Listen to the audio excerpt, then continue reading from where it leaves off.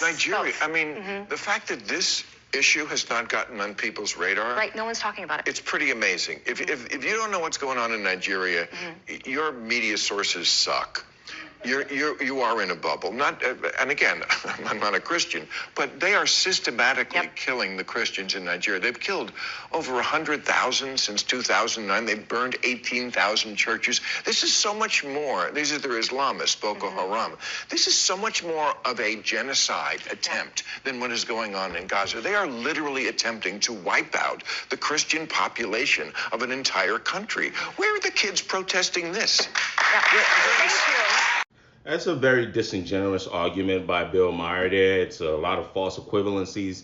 And let's just be honest, it's a lot of whataboutisms. One of the things that I've noticed and I try to do is when people do whataboutisms and they present an issue, you just try to look and see if they've ever presented the issue without the other issue that they're comparing it to, right? Like if you really, really do care about religious violence and, Islamic extremism in Nigeria, have you ever talked about it without trying to reference it in front of Nancy Mace in terms of this issue and this conflict going on in Gaza? So for Bill Maher, the answer is, I hope I said his last name right, is no, okay? But let's get into it.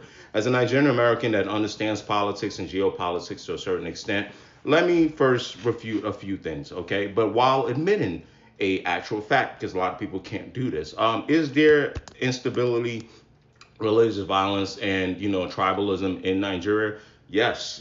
In a number of portion of that country, you will find that, okay? We want to do better. We got to do better. You will find the youth in Nigeria specifically protesting. You will find the youth in Nigeria speaking out on these things. You find Nigerians day to day as much as there's pretty much a pursuit of resources day in and day out and people trying to survive. You will find them voicing opinions on these issues. So let's move that out the way. The second thing is Bill Maher says, where's the protest, etc. It's very interesting because I remember even the First Lady of the United States, when those young girls were kidnapped by Boko Haram, she was one of the few people in government, as well as many of other people across the Western world who, advocated for the release of the girls in Chibok. But okay, let's move that out the way. The next thing is the biggest issue here is the false equivalency, right? So Boko Haram is not a government. Boko Haram is, as he's defined it, right, an extremist group, a religious extremist group. Boko Haram is not in cahoots with the U.S. government. Boko Haram is not supported by the U.S. government. Boko Haram's leader does not come and sit down and preach to influencers about, how to talk about what's going to go on in TikTok and propaganda, etc. In this case, I'm making a comparison to Netanyahu. The false equivalence is so damning here is that you have Boko Haram, French, a militant extremist group, right, which is who's referencing here, that caused these violences.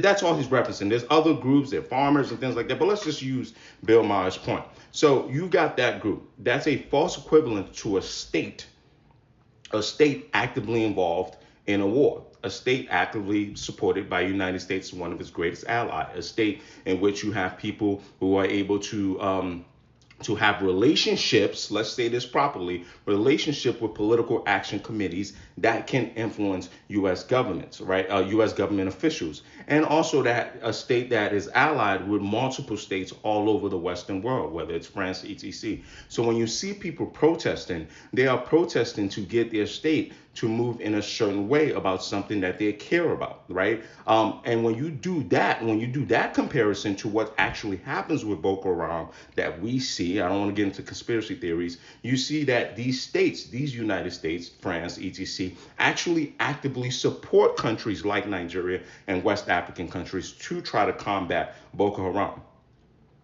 Right. So even if, let's just say, these kids were to protest and wanted to protest, what would they be protesting? For their state to support these countries to fight Boko Haram? These countries already do that. Do you understand what I'm trying to say? Now, like my last point, like I said, it seems like Bill Maher was insinuating that people only care about this because it's Jewish people. And I think while I do understand what Israel is as a land and home for Jewish people, it's very important that, again, maybe it takes really smart people to be able to elaborate on this and explain. And I think most people get it, is that when people are talking about the state of Israel as a state, as a state.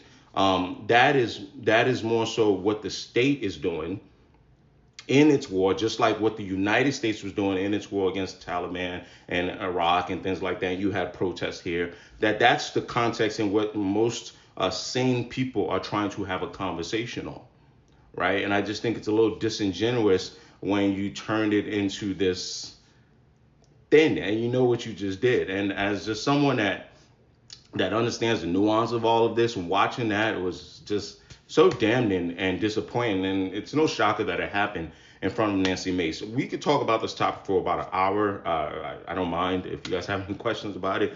And I'm sure there are people much more educated, especially on what's going on with Nigeria and religious violence, that would love to chime in. Please do. Like the answer